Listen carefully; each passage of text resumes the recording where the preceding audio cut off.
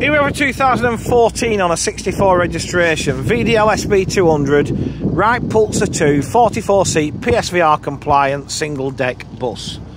So, we are at Sanders of Holt. Probably one of Norfolk's largest operators, I would say. Provide the majority of the local bus services in North Norfolk and pretty much north of Norwich, to be honest. Surplus to requirements now is this just turned 10 years old Wright Pulsar. So this model was built specifically for a Riva bus and coach. Okay, the majority you come across will either be a Riva main fleet, a Riva group main fleet, or from the Riva bus and coach sales rental fleet. Usually the interior is the giveaway, but not always. So, bodywork on this one, it's not too bad, to be honest. We've got to remember, buses take the pain on the skirts, right? I would imagine most people who buy this will probably repaint it out of Sanders yellow livery, so it's not too important. But what I always suggest is keep one or two skirt panels in ready, and then you can just like take one off, put one back on. They're only like cheap alley panels, aren't they? Under the bonnet is a Euro 5 Cummins engine. That is driven through a Voith fully automatic gearbox. Reverse cameras fitted. Now when I say Euro 5, because of the data registration, it does fall into the remit of the clean air zones. Not London, not ULEZ. You've got to pay. But if you're going to Bath, Bristol, Newcastle, I can rattle them all off, Bradford, it's free of charge. So that might appeal to someone. Gasket windows, far better than bonded. Bonded look lovely, but they're a fortune to replace. Gasket look a bit old-fashioned, but they're cheap to replace. Okay, so we like gasket windows. LED destination displays to front, side and rear. Got a manual fold-out wheelchair ramp. And then as we jump on board, 44 seats including tip-ups. Now I would suggest that the green sort of graffiti maquette makes it a Riva rental fleet at some point.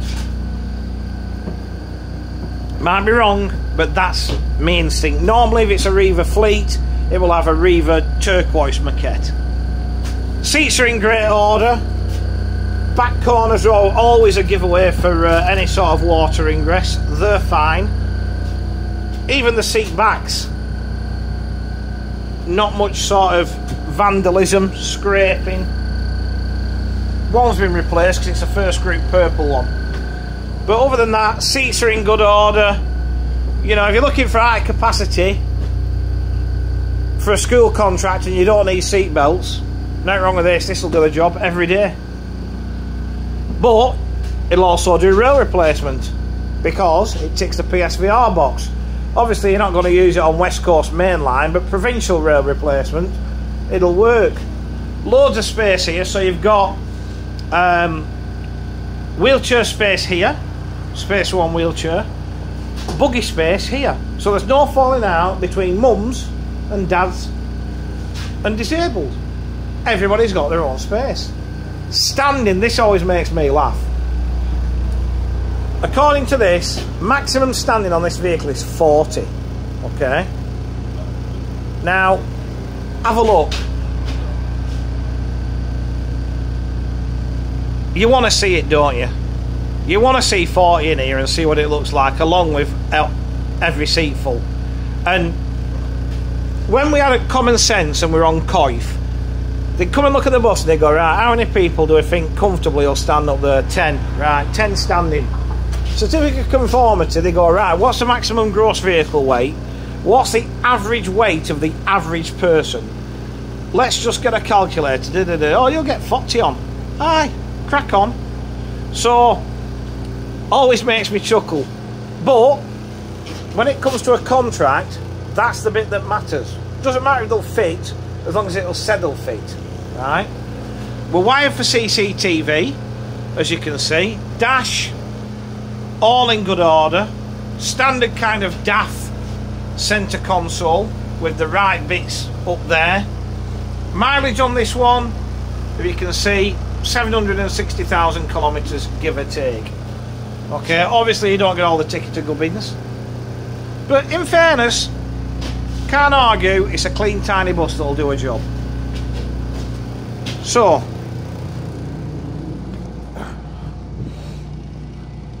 to recap, it is a 2014 on a 64 registration, VDL SB200, Wright Pulsar 2, 44 seat, PSVR compliant, single deck bus.